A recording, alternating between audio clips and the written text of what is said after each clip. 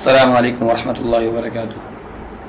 بسم اللہ الرحمن الرحیم، الحمدللہ رب العالمین والعاقبۃ للمتقین والصلاة والسلام علی سیدنا و نبینا محمد وعلی آلہ و اصحابہ اجمعین۔ آج کی ہماری یہ نشست الشیخ مفتی مبشر احمد ربانی حفظہ اللہ کے ساتھ مجموعہ دایان اسلام اور این ٹی وی کے اشتراک سے آج ہم شیخ صاحب کے ساتھ موجود ہیں، اور شیخ صاحب کی زندگی کے وہ پہلو جو عام عوام کی نظر سے دور ہیں، اور وہ لوگ جو شیخ صاحب کے قریب بھی ہیں لیکن شیخ صاحب کی زندگی کے بارے میں مختلف ایسی چیزیں جو وہ جانتے نہیں ہیں، آج انشاءاللہ العزیز اس پر ہم شیخ صاحب کے ساتھ اس نشست کے اندر روشنی ڈالیں گے۔ شیخ صاحب علمی دنیا کے اندر ایک مایہ ناز ہستی، ایک ایسی شخصیت کہ جس پہ ایک طبقہ اس چیز پر فخر کرے گا کہ ہم ان کے شاگردوں میں سے ہیں۔ تو آج ہم شیخ محترم سے مختلف قسم کے سوالات جو کہ علمی، ان کے خاندانی اور ان کی زندگی کے مختلف پہلوؤں پر مشتمل ہوں گے۔ شیخ صاحب سے میرا پہلا سوال یہ ہے کہ آپ 1968 کے اندر بہاول منڈی بہاؤالدین میں پیدا ہوئے، اپنا خاندانی پس منظر اور آپ کا آبائی علاقہ اور اس کے ساتھ ساتھ آپ کے والد محترم کا پیشہ اور ان کا مکمل نام کیا ہے؟ نحمده ونصلي ونسلم على رسوله الكريم، اما بعد فاعوذ بالله السميع العليم من الشيطان الرجيم من همزه ونفخه ونفثه۔ بسم الله الرحمن الرحيم۔ يا ايها الناس انا خلقناكم من ذكر وانثى وجعلناكم شعوبا وقبائل لتعارفوا ان اکرمکم عند اللہ اتقاکم۔ رب اشرح لی صدری ویسر لی امری واحلل عقدۃ من لسانی یفقہوا قولی۔ اللہ رب العالمین نے انسانوں کو ایک نر اور مادہ، مرد اور عورت سے پیدا کیا، اور پھر ان کے بہت سارے قبائل اللہ پاک نے بنائے تاکہ یہ ایک دوسرے کی پہچان کر سکیں۔ تو قبائل صرف انسانی پہچان کے لیے ہیں، اور اصل عزت اور مقام اللہ کے ہاں وہ تقوی اور پرہیزگاری کی بیس پر ہے۔ خاندانی پس منظر جو ہمارا ہے، ضلع منڈی بہاؤالدین میں تحصیل پھالیہ کے اندر ہمارا قصبہ بہت بڑا ہے جس کا نام ہے ہیلنا۔ 1/10/1968 کی تاریخ پیدائش میری، جو میرے دادا جان محترم نے سکول میں درج کروائی اور آج تک میری اسانید پر ہے، وہ 1/10/1968 ہے، اور ہیلا جائے ولادت ہے ہماری۔ اور میرے آباء و اجداد شروع سے ہی زراعت پیشہ کے ساتھ تعلق رکھتے اور آرائی برادری سے تعلق ہے۔ ہمارے دادا جان کی کافی زمین تھی، پھر وہ ایک وقت آیا، کچھ کرائسز آئے، تو آہستہ آہستہ انہوں نے زمین کچھ تو بانٹ دی اور کچھ انہوں نے فروخت کر دی۔ پھر گاؤں میں اس زمانے میں وہ 2 کلاسیں اسکول کی پڑھے ہوئے تھے۔ پہلے نام ان کا رحمت علی تھا، پھر جب اللہ نے کچھ توحید کی سمجھ عطا کی تو رحمت الہی میں اس نام کو تبدیل کر دیا گیا۔ تو 2 جماعتیں اپنے زمانے کے پڑھے ہوئے تھے اور اچھی طرح اردو لکھ پڑھ لیتے تھے، حساب جانتے تھے، اور گاؤں کے اکثر لوگ اپنے حساب کتاب کے معاملات میں ان کی خدمات لیتے تھے۔ شادی بیاہ کے اوپر جو گاؤں میں رسم و رواج ہوتے ہیں، کام کاج کرنے والی مختلف برادریوں کے لوگ ہوتے ہیں، تو اسی طرح کوئی مرگ ہو جاتی ہے، جنازہ ہو جاتا ہے، تو جنازے کے بعد قبر کے اوپر جو خرچ کرتے ہیں لوگ، کسی نے قبر نکال لی، کسی نے اینٹیں لا کر دیں، گورکند ہے، امام صاحب ہیں جنہوں نے یہ پرانی رسمیں جو چلتی تھیں، تو وہ بھی حساب کتاب ہمارے دادا جی سے کرواتے تھے، کیونکہ وہ اچھی طرح ماشاءاللہ وہ لکھ بھی لیتے تھے، پڑھنا بھی جانتے تھے۔ تو انہوں نے پھر اسی طرح اپنے ہمارے وہاں محلہ ہمارا جو قریب ہے اس کو قاضیاں والا محلہ کہتے ہیں گاؤں میں، تو قاضیاں والا محلہ ایک بہت بڑی مسجد تھی، تو وہ مسجد ہمارے دادا جی نے سنبھالی تھی، 35-40 سال کے لگ بھگ اس مسجد میں انہوں نے امامت کروائی ہے۔ اور ہمارے گھر میں ابتدائی طور پر جو دینی کتابیں تھیں 2-3 کتابیں تھیں، ایک بشتی زیور تھی، اسی طرح مفتی کفایت اللہ صاحب کی تعلیم الاسلام تھی، ایک پنجابی میں کتاب ہے پکی روٹی، وہ آج بھی یہاں میرے پاس الماری میں موجود ہے۔ تو دیہاتوں میں یہ 2-4 کتابیں بھی بہت سمجھا جاتا تھا کہ ان کے گھر میں دینی کتابیں ہیں۔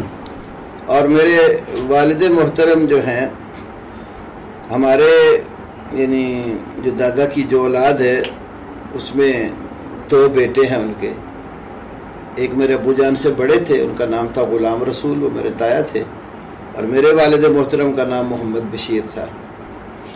اور اسی طرح پھپھو ہماری 5 ہیں، ان کے الگ الگ پھر جو ہے نا وہ آگے نسل ہے، اور وہ سارے ہی تقریباً 2 پھپھو کے سوا باقی ہمارا قبیلہ ننہال ددھیال سارا اسی گاؤں میں ہے۔ تو والد صاحب میرے جو تھے وہ آرمی میں رہے ہیں، زیادہ عرصہ انہوں نے کوئٹہ میں EM ریکارڈ سینٹر میں گزارا ہے، کیونکہ ماشاءاللہ میرے والد صاحب اس زمانے میٹرک کیا تھا، اچھے پڑھے لکھے تھے اور خوش خط بھی بہت تھے، ان کی لکھائی جو ہے نا بہترین ہوتی تھی، تو دفتری کام ساری زندگی آرمی میں سینٹر میں کرتے رہے کوئٹہ میں۔ تو میری جب ولادت ہوئی ہے 1/10/1968 میں، تو ابتدائی زندگی پھر ہم نے کچھ وقت جب ہم چھوٹے چھوٹے، مجھے یاد ہے ہم اپنے والد کے ساتھ، اس وقت 2 بھائی ہوتے تھے، میں اور میرے چھوٹے بھائی اقبال جن کا نام ہے، تو ہم کوئٹہ میں والد صاحب کے ساتھ رہے ہیں۔ 1 اور 2 کلاس یہ ہم نے وہاں، والدہ نے پڑھائی کو اسکول جاتے تھے، تو اس کے بعد ایک بھائی ہمارا وہاں، ایک بہن اور ایک بھائی، وہ بھی کوئٹہ میں ہی پیدا ہوئے ہیں، اور ہم خود ویسے 4 بھائی اور 6 بہنیں ہماری، تو میں بہن بھائیوں میں سب سے بڑا ہوں۔ تو یہ تو مختصر سا جو میرا خاندانی یعنی تعارف ہے، ذرا ایک ہم زمیندار گھرانے سے تعلق ہے۔ دوسرے نمبر پر جو تھوڑی سی دین کی سمجھ بوجھ ہے وہ ہمارے دادا جی سے ہی آگے چلی، والد صاحب اسی طرح پھر اسکول پڑھ کے آرمی میں چلے گئے، باقی دینی معلومات جو سوال کریں گے وہ آگے آ جائیں گی۔ شیخ محترم، اب کچھ بات کرنا ہم چاہتے ہیں آپ کی تعلیمی جو زندگی کے مراحل ہیں، آپ نے ابتدائی تعلیم مڈل تک اور میٹرک تک کہاں سے حاصل کی؟ میری جو دنیاوی تعلیم کے مراحل ہیں، ہماری والدہ محترمہ نے ابتدائی تعلیم ہمیں پہلی 2 کلاسیں خود گھر میں پڑھائی ہے، اور اس وقت ہم کوئٹہ میں ہوتے تھے۔ کوئٹہ کا ماحول بھی اس زمانے میں بڑا سرد ہوتا تھا، برف باری بہت ہوتی تھی، اور گھروں کے اندر جو دروازے لگے ہوتے تھے نا وہ اندر کو کھلتے تھے، کیونکہ جس نے باہر کھولنے کی غلطی کی تو رات سو برف باری ہو تو بند ہو جائے، کھلے ہی نہ۔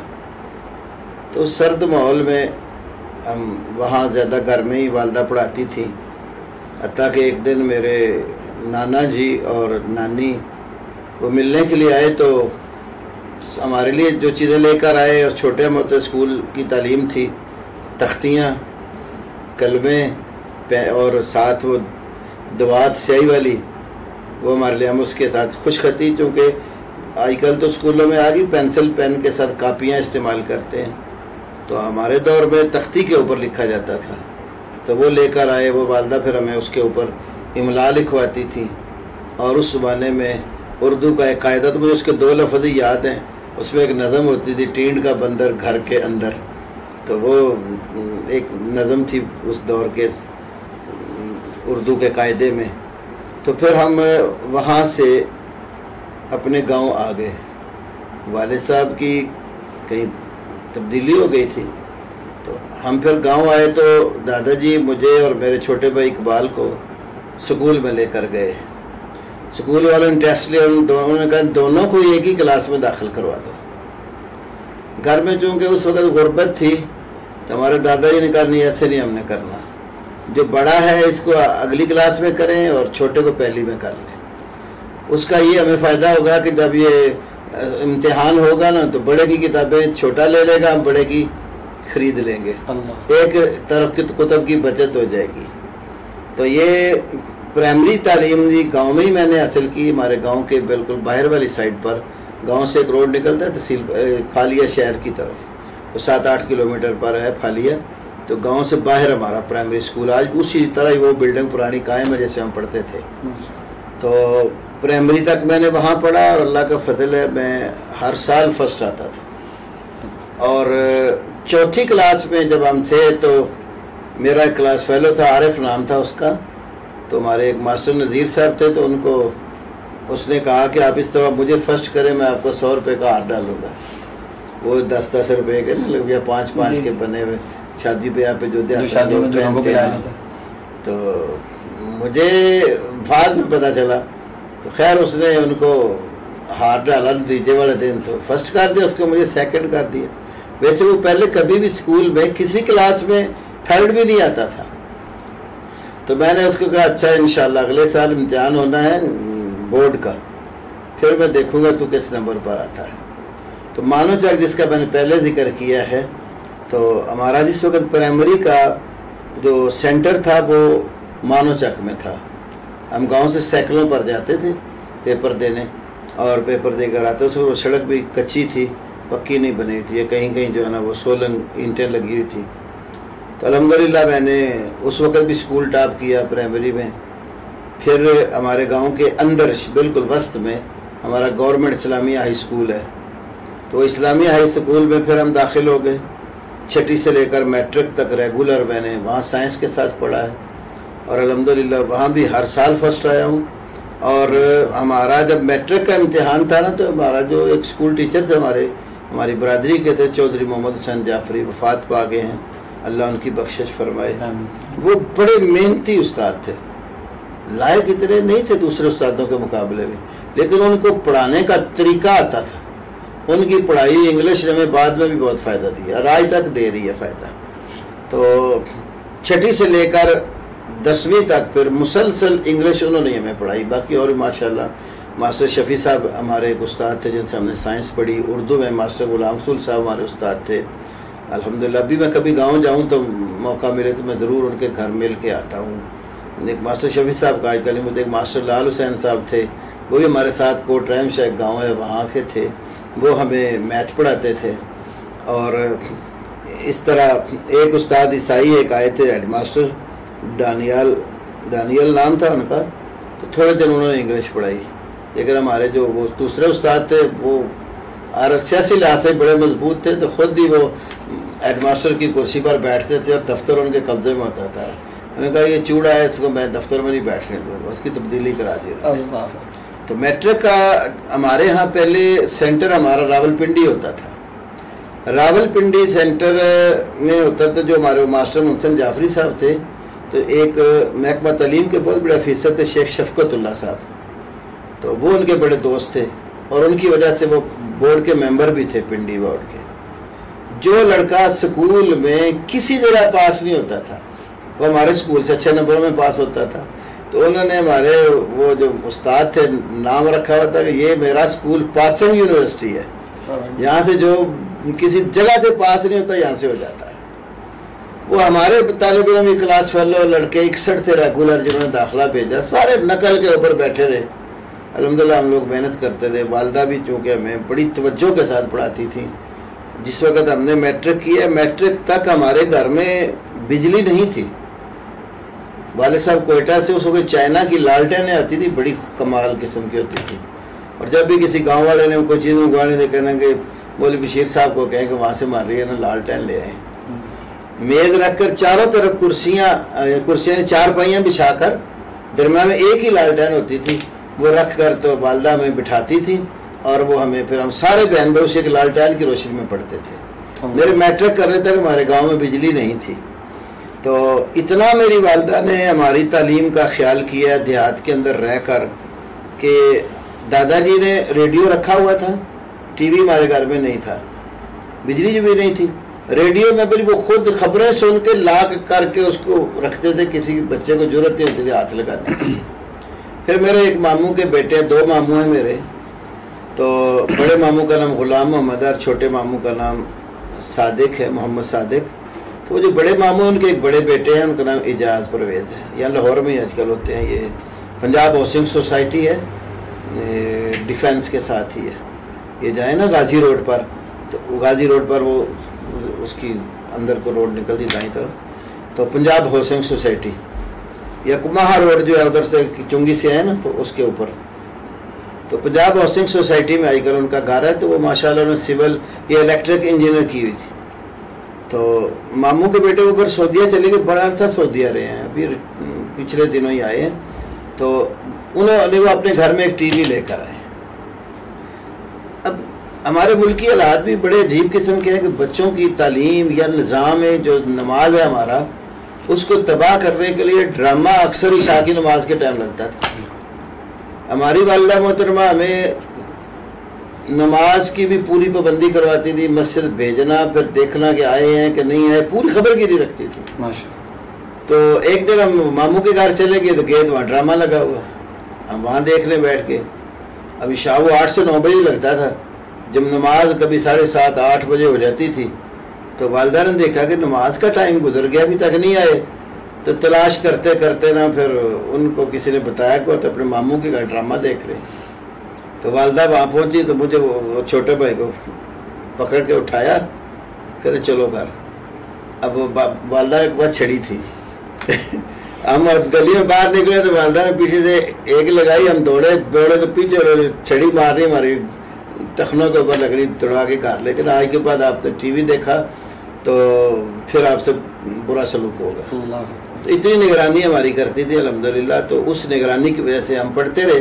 تو وہ جو میرے کلاس فیل ہوتے سارے اکثر نقل پر انحصار کیے بیٹھے، امتحان سے ٹھیک 4 مہینے پہلے بورڈ چینج ہو گیا، راول پنڈی جو گجرا والا بورڈ، اب عملہ بھی سارا نیا اور ان استادوں کی واقفیت بھی کوئی نہیں۔ 61 ریگولر داخلے گئے، جس میں سے الحمدللہ 4 لڑکے صرف پاس ہوئے، باقی کسی کی کمپارٹ 1 میں، کسی کی 2 میں، کسی کی 3 4 میں، اور ان میں سب سے زیادہ نمبر آئی فرسٹ ڈویژن میری تھی۔ آج بھی اس سکول میں، ہمارے گاؤں کا جو سکول ہے، ہر سال جو لڑکے فرسٹ آتے ہیں اس میں میرا اور پھر میرے بعد میرے چھوٹے بھائی عابد کا نام اور میرے ننیال میں سے میرے ماموں کے بیٹوں کے نام، یعنی ہمارے قبیلے کا ددیال سے اور ننیال سے سکول میں آج بھی بلیک بورڈ کے اوپر نام لکھے کہ ہر سال جو فرسٹ آنے والے ہوتے ہیں ان میں کون کون ہے۔ میٹرک میں نے الحمدللہ آئی فرسٹ ڈویژن میں کیا۔ جب میٹرک میں نے کر لیا تو میٹرک کی تعلیم کے دوران ہی ہمارے گاؤں میں ہمارے ایک دیوبندی عربی ٹیچر تھے، استاد تھے، ماشاءاللہ ابھی حیات ہیں لیکن بہت ضعیف ہو گئے ہیں۔ جس وقت وہ گاؤں میں عربی ٹیچر کے طور پر آئے تھے تو پورے گاؤں میں بریلویت زیادہ تھی، شیعہ چند ایک گھر تھے برائے نام، تو ایک مسجد میں تھوڑے سے 1 2 بندے جماعت اسلامی کے تھے، تو اس مسجد کے اندر انہوں نے امامت اور خطابت بھی ساتھ شروع کی۔ تو سکول میں وہ ترجمہ پڑھاتے تھے کلاس میں، صبح جس وقت آتی اسکول میں اسمبلی ہوتی تھی نا، تو 2 یا 3 آیتوں کا اسمبلی میں ترجمہ کرنا، تھوڑا تھوڑا مطلب سمجھانا۔ ان کے اس قرآن سمجھانے سے میری توجہ اللہ تعالیٰ کے قرآن کی طرف بڑھی، میں نے مسجد جانا شروع کر دیا ان کے پاس، وہاں پھر مسجد میں نے قرآن پاک ترجمہ ان سے پڑھا، پھر میں نے کتاب الصرف، کتاب النحو ساتھ سکول کے یہ بھی ان سے پڑھی، قدوری کے کچھ اسباق پڑھے۔ ایسے ہی ایک دن اتنی یہ جو تھی میری لائبریری، یہ ہے نا کھڑکی درمیان والی، اتنی کی ایک کھڑکی مسجد میں تھی اسلامی کتابوں کی، تو ایک دن صفائی کرتے کرتے بیچ میں سے بلوغ المرام نکل آئی، وہ نسخہ جو فاروقی کتب خانہ ملتان والوں نے شائع کیا، عراق والا۔ تو میں نے پوچھا استاد یہ کون سی کتاب ہے؟ تو کہنے لگے یہ بیٹا حدیث کی کتاب ہے۔ تو میں نے کہا یہ بھی ہمیں پڑھا دیں، تو ساتھ انہوں نے پھر وہ بھی ہمیں پڑھائی، کچھ مشکات رات کو درس دیتے تھے، کچھ وہ ان سے پڑھی۔ تو دینی ذہن میرا وہاں پہلے بن چکا تھا. یہ آپ میٹرک کے دوران؟ میٹرک کے دوران ہی. یہ میٹرک کرنے سے پہلے یہ ساتھ میں جا کر مسجد میں پڑھتا تھا, شوق تھا میرا. تو جس وقت میں نے میٹرک کر لیا نا, اب رزلٹ آنے تک کا جو وقفہ ہے, اس وقفے سے میں نے فائدہ اٹھایا. ہمارے والد صاحب نے وہاں سے کوئٹہ سے ایک دن سلائی مشین بھیجی. دیہاتوں میں بڑی خوشی ہوتی ہے, کوئی کسی سلائی مشین, کوئی واشنگ مشین, ایسی کوئی چیز آ جائے تو سارے محلے والوں کو پتہ لگ جاتا ہے کہ فلانے گھر میں یہ چیز آئی ہے نہیں. تو اب والدہ میری کہتی ہے بیٹا ابو تیرے نے مشین تو بھیج دی ہے, تو اب یہ چلائے گا کون, جانتا تو کوئی بھی نہیں ہے. تو میں کہا فکر نہ کرے, میں خود ہی چلا لوں گا. میں نے ایک دن قمیض دیڑ کے نا اپنی ساری, تو جس طرح دیڑی اسی طرح میں نے سلائی کی. پھر تو اگلے دن میں نے خود ہی پھر شلوار جو ہے نا دیکھ کر کاٹ کے دو اس کو بنایا. 2-4 دن میں نے مشین چلائی. ہمارے ایک کلاس فیلو ہیں جدہ میں ہوتے ہیں, میرے شاید میں آپ کے ساتھ بھی ان کی دکان پہ پتہ نہیں کیا, یعنی شبیر نام ہے ان کا. ہاں عبدالقیوم دوسرا میرے ساتھ گیا ان کی دکان پہ. ہاں تو وہ آج بھی جدہ میں ہی ہیں. تو وہ میرے کلاس فیلو تھے جو 7ویں یا 8ویں چھوڑ کر درجوں کام سے دکان ڈال لی تھی. تو میں ان کے پاس گیا, میں نے کہا شبیر بھائی یار میں نے بھی کام کرنا ہے سلائی کا. تو پھر رزلٹ چونکہ میرا آنا تھا, میں نے کہا چلو اس موقع سے میں فائدہ اٹھا لوں. اتنے دن تو گھر میں ہی رکنا ہے, رزلٹ آنا ہے پھر فیصلہ کرنا ہے کہ اس رزلٹ کی بیس پر میں نے کیا کرنا ہے. تو وہ مجھے کہنے لگے کہ کام کر لیں گے. میں نے کہا ہاں. لیکن میں نے کہا میں نے یہ ترپائی اور جو ہے نا کاج یہ میں نے نہیں کرنا. اس مشین کے ساتھ نہیں ہوتے, تو مشین ہوتی بھی نہیں تھی گاؤں میں کسی کے پاس, سوئی کے ساتھ کرتے تھے. تو 2-6 مہینے سال شاگردوں کو اسی کام پر لگاتے تھے, یا پھر وہ جانوروں کو چارہ ڈالنے کے اوپر خدمت پر لگائے رکھتے تھے. میں نے کہا کام دینا, میں نے کر لو گے, کر لوں گا. پہلے دن انہوں نے مجھے ایک شرٹ دی بچے کی, الحمدللہ میں نے وہ سلائی کر دی. کہتے مول صاحب آپ کام جانتے ہیں؟ میں کہ جانتا ہوں, اب مجھے دے میں کر لوں. پھر اسی طرح انہوں نے مجھے اگلے دن قمیض دے دی, میں نے وہ بھی سلائی کی. پھر میں سوٹ سینا شروع ہو گیا. ایک دن ایک بندہ آ گیا کپڑے سلوانے, بڑا کسی شہر میں رہتا تھا.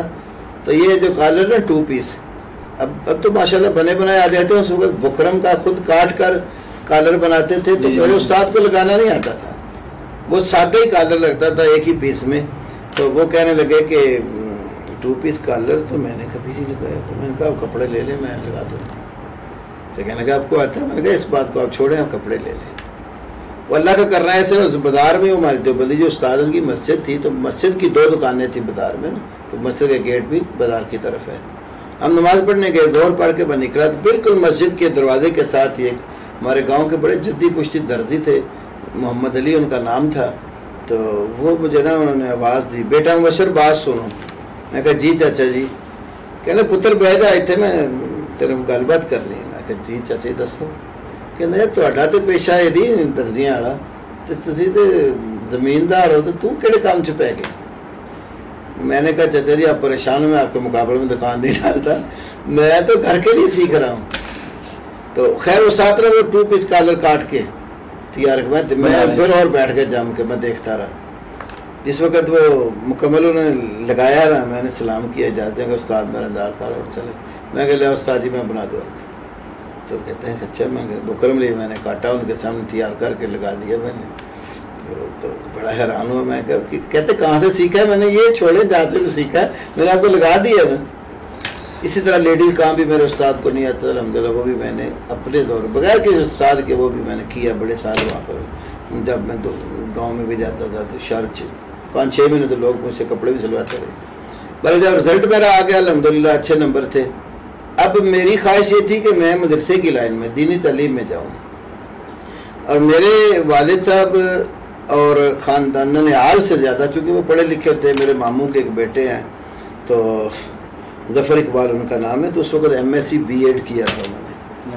تو اب اتنے سال قبل جو ہے 84-83 میں جا کر اس زمانے میں خال لوگ ہوتے تھے جو اتنی تعلیم اچھی دیہاتوں میں اوپر جاتے تھے.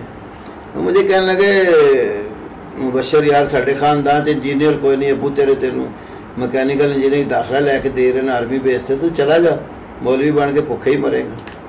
تو میں نے کہا بھائی جان مجھے بھوکے مرنا گوارا ہے, کہ میں نے یہ دنیا کی تعلیم اب یہاں تک پرائیویٹ کروں گا باقی سارا, لیکن میں اصل بیس میں دینی تعلیم رکھوں گا.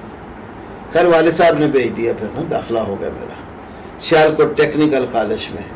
6 ماہ میں گاؤں سے روزانہ جاتا تھا, اور شام کو واپس آتا تھا.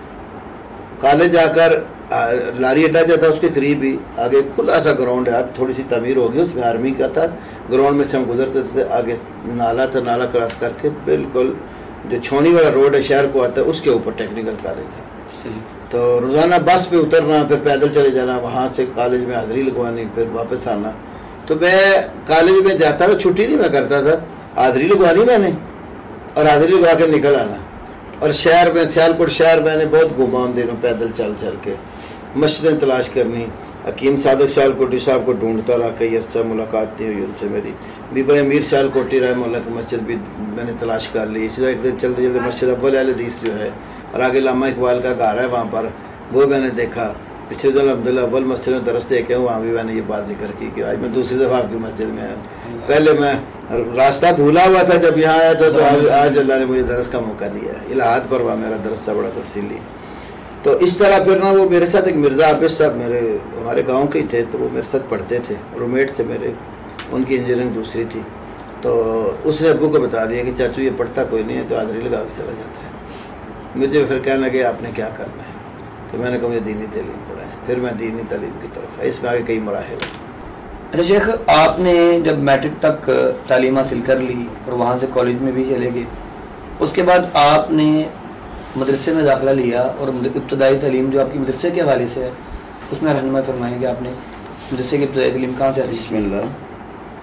جو میری دینی تعلیم ہے نا, ایک تو یہ ہے کہ پہلے ہی کچھ گھر میں دینی ماحول بنا ہوا تھا.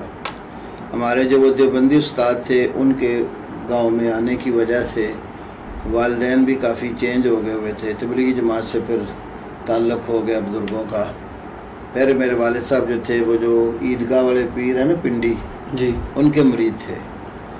پھر اللہ تعالیٰ نے استادوں کے آنے کی وجہ سے ان کو بھی توحید کی سمجھ دی, پھر تبلیغی جماعت کے ساتھ اٹیچ ہو گئے ہم لوگ. جو میرے وہ استاد تھے, ایک تو میں نے آپ کو بتایا کہ میں نے ترجمہ قرآن, کتاب الصرف, کتاب النحو, قدوری, بلوغ المرام کا کچھ حصہ, اور اسی طرح مشکات المصابیح کے کچھ ابتدائی حصے میں نے ان سے پڑھے. پھر جب میں نے میٹرک کر لیا نا, تب میری طلب دینی تھی. تو کالج بھی وہ میں جا کر واپس آ چکا تھا. اس وقت تک ابھی ہم حدیث نہیں ہوئے تھے, چند ایک مسائل کے ہی سمجھ تھی حدیثوں کے. تو جب میں نے والد صاحب سے بات کی تو میرے استادوں کو پتہ چلا, تو انہوں نے کہا اچھا اس کو میں بھیجتا ہوں. ایک حافظ قرآن ہمارے ساتھ مرالہ ایک گاؤں ہے, وہاں سے انہوں نے تیار کیا اور اس کو اسپیشل میری نگرانی کے لیے رکھا کہ تم نے اس پر نظر رکھنی کہ ادھر ادھر نکل نہ جائے. ان کو خطرہ لائق ہو گیا ہوا تھا کہ میں نے بلوغ المرام جب ان سے پڑھی ہے اور نماز کا چیپٹر پورا پڑھ لیا ہوا ہے, رفع دین بھی شروع کر دی تھی, تو ان کو یہ خطرہ تھا کہ ہمارے ہاتھ سے نکل نہ جائے. تو انہوں نے مجھے پھر گجرانوالہ میں باغبان پورہ میں اشرف العلوم ایک مدرسہ ہے, وہاں پر بھیجا. اس کی وجہ یہ تھی کہ اشرف العلوم میں ایک مولانا محمود الحسن بالا کوٹی مرحوم ہوتے تھے. وہ میرے استاد بھی جو ہے اصلاً یہ بالا کوٹ کے ہیں. اب شاید بالا کوٹ گئے ہوں, جو بالا کوٹ مسجد اہل حدیث ہے نا, روڈ کے اوپر ہی ہے. جب ادھر سے جائیں تو ہمارے بائیں سائڈ پر آتے ہیں, آگے دریا ہے, دریا کا پل کے سامنے ایک پہاڑ ہے بہت بڑا. تو اس کی سمجھو دائیں سائڈ پر, ادھر سے جب ہم جائیں دائیں سائڈ پر نیچے ہمارے استادوں کا گاؤں ہے, اور بائیں سائڈ پر جو ہے نا وہ مولانا محمود حسن صاحب کا گاؤں. مجھے نام اس کے بڑے عجیب سے مجھے بھول گئے ہوئے ہیں, لیکن 2 سال قبل ہم گئے تھے تو طالب علم ہمارے اوپر گئے تھے, میں نے کو کہہ کر بھیجا کہ پتہ کروا کے, پھر وہ ان کا گاؤں اور وہ قبرستان جہاں وہ دفن ہوئے وہ بھی دیکھ کے لڑ کے آئے. تو مولانا محمود حسن چونکہ ہمارے استادوں کے علاقے کے تھے اور ان کا آپس میں بڑا تعلق بھی تھا, تو وہ ہمارے گاؤں میں کبھی کبھی درس دینے آتے تھے. تو وہاں وہ مدرس تھے, تو پھر استادوں نے وہاں بھیج دیا. خیر میں ان کو داخل ہو گیا تو انہوں نے بڑی محبت کے ساتھ باقی کلاس کے ساتھ مجھے بھی بٹھا لیا اور پڑھانا شروع کیا. لیکن ان کی پڑھائی مجھے کوئی زیادہ پسند نہ آئی. مہینہ زیادہ قریب میں وہاں رہا ہوں گا. ایک دن میں عصر کی نماز کے بعد نکلا تو چلتے چلتے گرجاک میں پہنچ گیا. وہاں سے گرجاک قریب ہی ہے. مولانا خالد گرجاکی رحمہ اللہ مسجد میں لیٹے ہوئے تھے, کتاب کوئی پڑھ رہے تھے لیٹ کر. تو میں نے سلام کیا تو اٹھ کے بیٹھے تو مجھے کہتے بیٹا کہاں سے آئے میں نے کہا میں اشرف العلوم سے آیا ہوں تو میں وہاں طالب علم ہوں لیکن میرا دل کرتا ہے میں کسی اہل حدیث مدرسے میں پڑھوں تو آپ کے پاس یہاں کوئی مدرسہ ہے؟ تو وہ کہنے لگے نہیں میرے ہاں تو بیٹا مدرسہ نہیں ہے، البتہ شہر میں ہمارے 2 بڑے جامعہ ہیں، جامعہ اسلامیہ اور جامعہ محمدیہ، ان میں سے کسی ایک مدرسے میں آپ داخلہ لے لیں۔ میں یہ معلومات لے کر واپس آ گیا۔ اب میری یہ کوشش تھی کہ میں یہاں سے کسی طریقے سے نکل جاؤں، میری نگرانی بھی بڑی ہوتی تھی۔ تو ایک دن وہ عصر کا ٹائم، اب جماعت کھڑی ہونے کا میں جان بوجھ کے پیچھے، رسمان میں نے پہلے کمرے میں اپنا تیار کر کے رکھا ہوا تھا۔ تو جس وقت نماز کھڑی ہو گئی، طالب علم بھی سارے مل گئے، میں وضو کے بہانے لیٹ کرتا رہا پیچھے۔ تو جب سمجھا کہ اب کوئی طالب علم بھی نہیں تھے، سارے جماعت میں شریک ہو گئے، میں نے بستر اٹھایا، وہاں سے نکل آیا، گھر آ گیا۔ مولوی صاحب کو پتہ چلا تو تم واپس آ گئے۔ میں نے کہا استاد جی میرا وہاں دل نہیں لگا۔ انہی دنوں والد صاحب تبلیغی جماعت کے ساتھ چھٹی آئے تھے، تبلیغی جماعت چیلا لگانے کے لیے گئے ہوئے تھے۔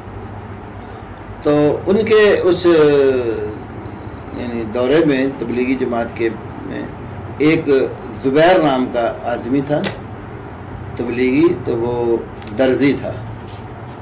اس بیچارے کا نا یہ کمر میں پیچھے کب نکلا ہوا، پیچھے ہڈی پیچھے کو نکلی تو چھک کر چلتا تھا، معذور تھا، تو درزیوں کا کام بھی کرتا تھا۔ تو بس وہ تبلیغ والے جب آپس میں بیٹھتے پھر ماشاءاللہ وہ آپس میں بڑا کرتے ہیں ایک دوسرے سے۔ والد صاحب نے کو پتہ چلا یہ درزی ہے تو گجرانوالہ میں ہے، تو ان سے ذکر کیا میرا بیٹا بھی درزیوں کا کام جانتا ہے تو اس کو دین پڑھنے کا شوق ہے، تو آپ میرے ساتھ کیا تعاون کر سکتے ہیں؟ وہ کہنے لگا کہ آپ اس کو مشین دے کر میرے پاس بھیج دیں، میں اس کو ایک مدرسے میں داخل کروا دوں گا، 11 بجے تک وہاں پڑھے، اس کے بعد آ کر میرے پر سلائی کیا کرے۔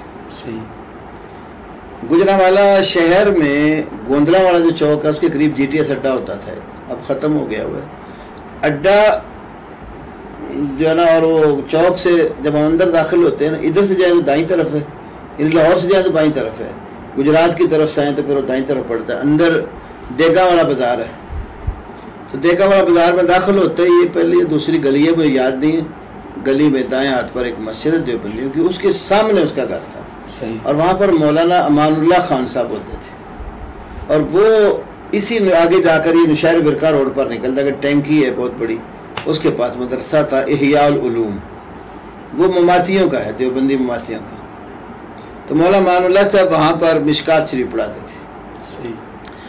آناف کے ہاں 7ویں سال میں جس کو موقوف علیہ کہتے ہیں مشکات ہوتی ہے، اور اس کے بعد دورہ حدیث ہوتا ہے۔ تو جو طالب علم مشکات پڑھتے تھے میں بھی ان کے ساتھ مشکات والے سبق میں شریک ہو گیا، چونکہ میں نے پہلے کچھ پڑھی ہوئی تھی۔ تو ایک دن مولانا امان اللہ صاحب اس طرح چارپائی بچھی ہوئی، چارپائی کے سرانے پر تھے، ہم پاؤں کی طرف بیٹھے تھے، کوئی طالب علم پاس تھے، تو حدیث پڑھتے پڑھتے حدیث آ گئی، من احب ان یوتر بخمس فلیفعل ومن احب ان یوتر بثلاث فلیفعل ومن احب ان یوتر بواحدۃ فلیفعل۔ جو شخص 5 وتر پڑھنا پسند کرے 5 پڑھ لے، 3 پڑھنا پسند کرے 3 پڑھ لے، 1 پڑھنا پسند کرے 1 پڑھ لے۔ ایک طالب علم نے سوال کر دیا، کہنے لگے شیخ پھر اہل حدیث تو ٹھیک کہتے ہیں، وتر 1 بھی پڑھ سکتے 3 بھی 5 بھی۔ تو فرمانے لگے جی بیٹا بات یہ ہے کہ مولانا چراغ دین صاحب اس حدیث کا ترجمہ یوں کرتے تھے، یہ جامعہ عربیہ ہے نا مین روڈ پر جہاں جماعت کا مرکز خیبر ہے، اس کے خیبر نہیں قبا ہے ہمارا، مرکز سے آگے مین روڈ کے اوپر ہی یہ بہت بڑا مدرسہ جامعہ عربیہ، تو وہ اس کے شاید بانی ہے۔ تو مولانا چراغ دین صاحب اس کا ترجمہ یوں کرتے تھے، مطلب استاد جی کیا کرتے تھے؟ وہ جو 5 وتر بنانا پسند کرے 5 بنا لے، یعنی 3 رکعت وتر علیحدہ پڑھے اور 2 نفل پڑھ لے تو 5 بن جائے گی۔ تو وہ کہنے لگے استاد جی پر 3 رکعت کا کیا بنائے گا اور 1 کا کیا بنائے گا؟ کہہ لے بیٹا اگلی حدیث پڑھو، مولانا چراغ دین صاحب اس حدیث کا ترجمہ یوں ہی فرماتے تھے۔ اس سے بھی مجھے دھچکا لگا۔ پھر وہ لڑکے جو وہاں تھے نا تو مماتی تھے، تو وہ احمد سنگھ چتروڑ گڑھی، وہ دیوبندی مات اس کو علامہ صاحب کہتے ہیں، جب وہ کہنا علامہ صاحب نے کہا تو ان کے نگاہ میں سنگھ چتروڑ گڑھی ہوتا ہے۔ صحیح۔ تو وہ کہتے ہیں علامہ صاحب کے بڑے شدائی تھے، تو ساتھ مولانا حبیب الرحمن یزدانی رحمۃ اللہ علیہ کے بھی بڑے وہ موت کے تھے۔ اسی روڈ پر مسلم مسجد ہے حدیثوں کی، ایک دن جلسہ تھا مسلم مسجد میں، تو سارے طالب علم نے آپس میں مشورہ کیا کہ زانی صاحب نے آنا ہے تو ہم نے ان کی تقریر سننی ہے۔ میں نے کہا یار وہ تو سننے والے حدیث ہے اور ہم تو دیوبندی ہیں، تو ان کی تقریر کیوں سننے جانا ہے؟ تو کہنے لگے ٹھیک ہے بھائی لطیف ہیں، لیکن یزدانی صاحب قرآن بہت پڑھتے ہیں، اللہ کی توحید بڑی بیان کرتے ہیں اور ان کا بیان بڑا اچھا ہوتا ہے۔ پھر ان کے ساتھ پھر ان کی تقریر بھی سننے چلا گیا، تو اس کا بھی کچھ طبیعت پر اثر ہوا۔ تو یہ میں دن کو 11 بجے تک احیاء العلوم میں پڑھتا تھا۔ اس کے بعد چھٹی کر کے میں پھر آتا تھا جی ٹی ایس اڈے سے، پھر اس کے اپوزٹ سائڈ پہ فاٹک کراس کریں تو آگے ایس پی آفس تھا، ایس پی آفس کے باہر اور زبیر بھائی کی دکان تھی درزیوں کی، پھر میں وہاں سلائی کرتا تھا۔ خیر پھر وہاں بھی کچھ وقت گزارنے کے بعد طبیعت میں تھوڑی تبدیلی تو آہستہ آہستہ ظاہر پیدا ہو رہی تھی، تو وہاں سے بھی میں چھوڑ کے پھر آ گیا۔ پھر میں وہ کالج کی لائف بھی یہ ساری تھوڑی وہ بھی 6 مہینے گزارے۔ میرے والد صاحب کہتے باپ بیٹا کرنا کیا ہے؟ میں نے کہا مجھے کسی اہل حدیث مدرسے میں داخل کرنا تھا۔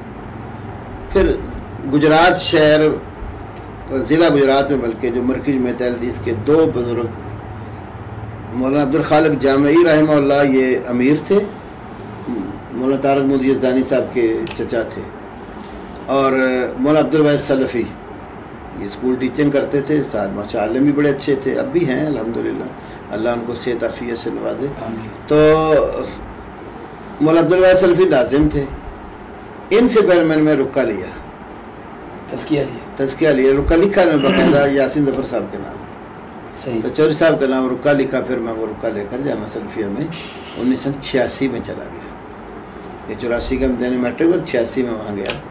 تو 86 میں جب میں وہاں جا کر داخل ہو گئی، یہ 2 سالوں میں پھر وہ دیوبندیوں کو 6 ماہ کی در کو کہیں لگا، بڑے یعنی بیچ میں کام شام بھی کافی سیکھے کیے، تو جامعہ سلفیہ میں پھر 86 میں پہلے سال میں آ کے داخل ہو گیا۔ 87 میں علامہ صاحب کا حادثہ ہوا، اس وقت میں فیصل آباد میں ہی تھا۔ جب حادثہ ہوا تو میں ایک 30 چک گاؤں ہے وہاں پر ایک لڑکا اقبال نام تھا، فوت ہو گیا رحمہ اللہ، آخری سال میں پڑھتا تھا، میں پہلے سال میں تھا، تو وہ ٹیلرنگ میں میرا شاگرد بنا، اس کو 1 سال لگا کے میں نے درجیوں کام سکھایا تھا۔ اس کے بھائی کی شادی تھی تو ہم وہاں گئے، تو کپڑے سلائی کرنے تھے، تو کپڑے سیتے رہے سارا دن، ہاتھی والی مشین تھی، موٹر نہیں تھی۔ الحمدللہ میں نے اس دن میرا ریکارڈ ہے کہ میں نے 10 یا 11 قمیضیں جینٹس میں نے ہاتھی والی مشین پر نماز کا وقت کھانے نکال کر کٹنگ کر کے سی، اس میں 2-3 سلواریں بنائیں۔ رات کے وقت لالٹین میں ہم پھر ابھی سلائی کر رہے تھے، اس کا بھائی ٹرک ڈرائیور تھا، وہ آیا تو اس نے ایک خبر سنائی، اس نے کہا کہ آج نا ایک خبر آئی ہے شہر میں کہ وہابیوں کے جلسے میں کوئی دھماکہ ہوا تھا، ان کے بڑے بڑے علماء فوت ہو گئے۔ اب ہمیں بھی اور کوئی ذریعہ بھی نہیں تھا، ریڈیو پہ پھر رات کو خبریں لگائیں تو ریڈیو پہ خبر سنی، صبح اٹھتے ہی ہم نے نماز پڑھی تو ہم جامعہ سلفیہ میں آئے۔ تو جامعہ سلفیہ وہ 87 والا سال تھا جب علامہ صاحب کا حادثہ ہوا، تو 87 میں ہی 2 سال میں پڑھ رہا تھا ابھی، تو میں اپنے ایف اے کا پروگرام بنا لے گی بھی کلیئر کر لوں۔ پھر میں اپنے گاؤں میں آ گیا چھٹی کر کے، تو 1 مہینے میں بغیر استاد کی تیاری کے، وہ جو ہمارے استادوں نے انگلش میں پڑھائی ہوئی تھی نا، اس بیس پر محنت کر کے خود ہی میں نے کتابیں لے کر الحمدللہ ایف اے کلیئر کر لیا۔ پھر میں جامعہ سے جہلم چلا گیا، جامعہ سے جہلم میں جا کر بھی بغیر استاد کے میں نے بی اے کا امتحان دیا، اس میں میرے بڑے اچھے نمبر آئے تھے۔ تو ان دنوں شیخ محمد مدنی رحمہ اللہ زندہ تھے جب میں وہاں پڑھتا تھا۔ پھر الحمدللہ 4-4.5 سال کا عرصہ میں نے جامعہ میں وہاں گزارا۔ پھر 91 کے تقریباً نصف میں گھر کے حالات کچھ خراب ہو گئے، کچھ وہاں میرے لیے کچھ مسائل پیدا ہو رہے تھے شادی کے والے سے، میں وہاں کرنا نہیں چاہتا تھا، وہاں سے نکلا، خیر یہ بات نہیں ذکر کرنی تھی۔ تو وہاں سے پھر بہرحال گھریلو حالات کی پرابلم کی وجہ سے میں گجرات رونٹیول مسجد میں آ کر جمعہ پڑھانے لگ گیا۔ اس کے پیچھے بھی کچھ اور داستان ہے، اس کی ضرورت نہیں ہے ابھی، وہ تو پھر لمبی کہانی آ جائیں گی۔ تو وہاں پر جب میں جمعہ پڑھاتا تھا تو حافظ سیف اللہ منصور رحمۃ اللہ علیہ کو پتہ چلا میرا، یہ چونکہ ہم جامعہ سلفیہ میں اکٹھے ہوتے تھے، میں پہلی کلاس میں تھا، یہ غالباً 4تھی-5ویں کلاس کے طلبہ تھے سارے، حافظ سیف اللہ منصور، سیف اللہ قصوری صاحب اور یوسف تیبی صاحب، حافظ عبد المنان صاحب کموڑ کنڈا والے، یہ سارے مجھ سے آگے تھے۔ میں ان سے یعنی تعلیمی طور پر جامعہ کے اعتبار سے ان کے 2-3 سال پیچھے تھا۔ تو پھر یہ ہوا کہ وہ جب حافظ صاحب کو پتہ چلا کہ میں تو گجرات، اس وقت نیا نیا کام تھا ان کا، ایک ہی ڈالا ہوتا تھا ان کے ساتھ، اسی پر افغانستان جاتے آتے تھے. تو یہ میرے پاس پھر وہاں آئے، کہنے لگے کہ آپ ادھر آ گئے ہیں. تو میں نے مجبوریاں بتائی اپنی. تو کہہ لگے جماعت میں تو افراد کی بہت ضرورت ہے، تو ہمارے ساتھ چلے. میں کہ والد کی اجازت پر نہیں جاؤں گا. والد صاحب بھی اس وقت پینشن ہو کر گھر آ چکے تھے.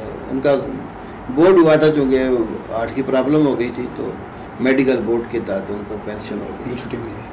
وہ پھر اس کے بعد والد صاحب 106 راوی روڈ مرکزی میں حدیث کے دفتر میں جو مجلے کی ترسیل کا رسالے کا کام تھا نا وہ کرتے تھے، کیونکہ دفتری کام تو بڑے اچھے طریقے سے جانتے تھے، ساری زندگی فوج میں دفتری کام ہی کیا. تو میں نے کہا والد صاحب اجازت دیں گے تو پھر میں جاؤں. تو والد صاحب سے پھر جا کر پوچھا، انہوں نے اجازت دے دی. پھر میں لاہور آیا.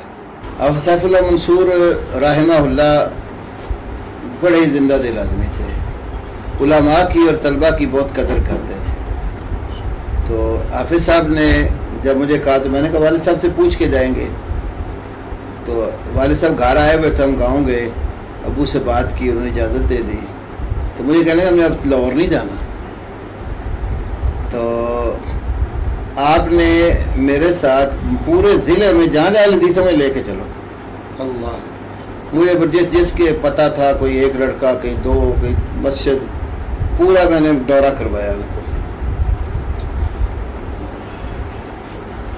ان کے ساتھ یہ جو ہے نا اپنا مدرسہ البدر، یہ کون سی جگہ ہے، قصور، چلو خیر. تو ایک ڈرائیور تھا ان کا، رکاب صاحب تھے، چونیا کا ایک بھائی، ہاں چونیا کا ایک بھائی ڈرائیور تھا ساتھ ان کے، اور آپ صاحب تھے. پھر ہم تینوں ہی پورے ضلع میں جہاں کو مسجد الحدیث تھی یا کسی گاؤں میں کوئی الحدیث تھے، سب کو ملنے کے 2 دن کے دورے کے بعد پھر لاہور لے آئے. آ کر حافظ سعید صاحب اور پروفیسر ظفر صاحب کے پاس مجھے بٹھایا، تو ابو کی بات بھی بتائی. تو وہ کہنے آپ کیا کام کر سکتے ہیں؟ میں نے کہا جو کام دیں گے کر لوں.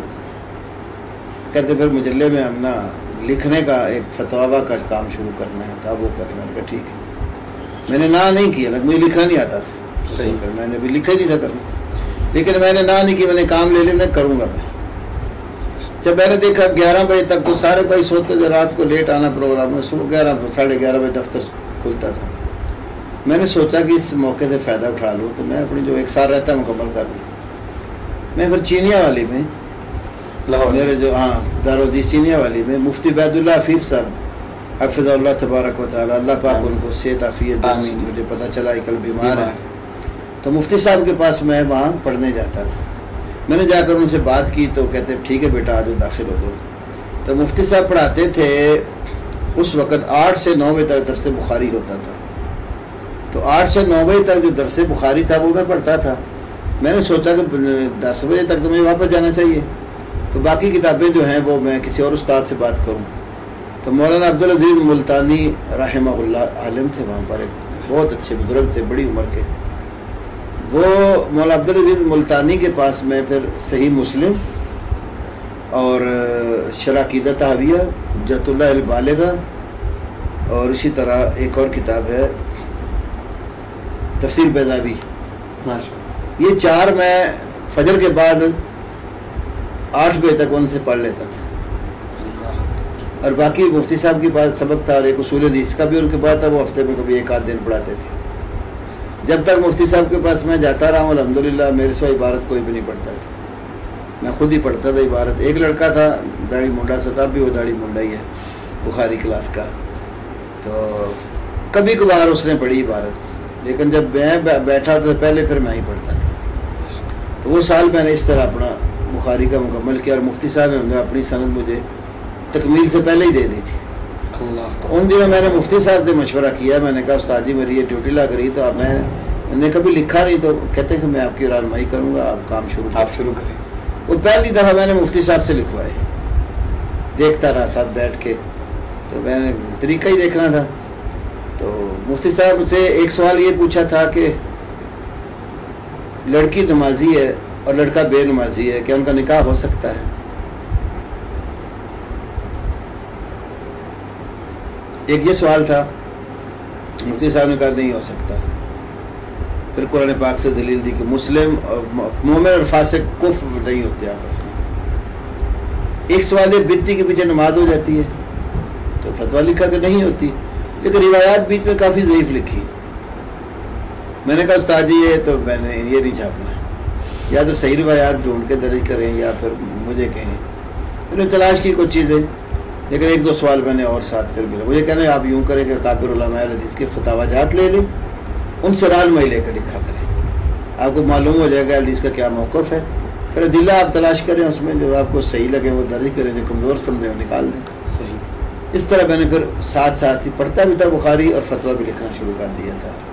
تو 91 کے اینڈ کے اوپر ہی سمجھو یا 92 کے شروع میں ہی الدعوہ میں پھر میرے احکام و مسائل چھپنے شروع ہوئے، اور وہ الحمدللہ کافی سال وہ تسلسل رہا ہے، جس کے اب 3 جلدیں الحمدللہ چھپ چکی ہیں، 2 علاقے چھپی ہیں. تو یہ مفتی صاحب کے بعد میں نے پھر اپنی دینی تعلیم اس طرح مکمل کی. اس کے بعد وہ جو میرے استاد مولانا عبدالعزیز ملتانی، ان سے میں نے دوران تعلیم سند جو نکلی، آج میری عالیہ ثانویت میں ایک وہ سند ہے. مولانا عبدالعزیز ملتانی رحمہ اللہ مولانا عبدالحق محدث ملتانی رحمہ اللہ کے شاگرد تھے، اور وہ سید نذیر حسین محدث دہلوی کے شاگرد تھے. یہ جو میں اسانید اپنی بیان کرتا ہوں اس میں یہ ہے. جیلوں میں جس وقت میں ہوتا تھا تو وہاں پر میرے ایک اور بزرگ استاد بنے مولانا ابو الفضل فیض الرحمان سوری رحمہ اللہ. یہ شاگرد تھے، یہ اپنا بہنوئی تھے مولانا سلطان محمود صاحب محدث جلال پوری رحمہ اللہ کے. تو اسکول ٹیچر کی عربی ٹیچر رہے بڑی دیر، لیکن لکھاری بہت عمدہ تھے، جرح تعدیل کے میدان میں بڑے ماہر تھے. کئی کتابوں پر تحقیق، کچھ کتابیں ان کے علاقے میں سیلاب آیا تھا تو کچھ ضائع بھی ان کی کتابیں ہوئی ہیں. تو مولانا سلطان محدث جلال پور رحمہ اللہ کئی دفعہ طلباء کو ان کی سند دلواتے تھے کیونکہ ان کی سند عالی تھی. تو ان کے جو استاد تھے وہ مولانا عبد التواب محدث ملتانی تھے. بلوغ المرام کا ترجمہ اور مختصر حاشیہ جو فاروقی کتب خانے والوں نے چھاپا ہے وہ انہی کا ہے. صحیح. تو وہ سید صاحب کے شاگرد تھے. یہ سند بھی مجھے دوران تعلیم جہلم میں ہی مولانا فیض الرحمان سوری رحمہ اللہ سے مل چکی تھی. ان کے ساتھ بھی میں نے کافی فوائد ان کے الحمدللہ بعض دفعہ بڑی بڑی باریک باتیں بھی جرح اور تعدیل کے وہ بتاتے تھے، اور ان کے لکھنے سے بھی مجھے کچھ تحقیق کا شوق تو جامعہ میں ہی پڑ چکا تھا. اس لیے میں نے مفتی صاحب کو کہا کہ یہ ضعیف روایات فتوے میں نہیں آنی چاہیے. اس طرح میں نے اپنی دینی تعلیم مکمل کی.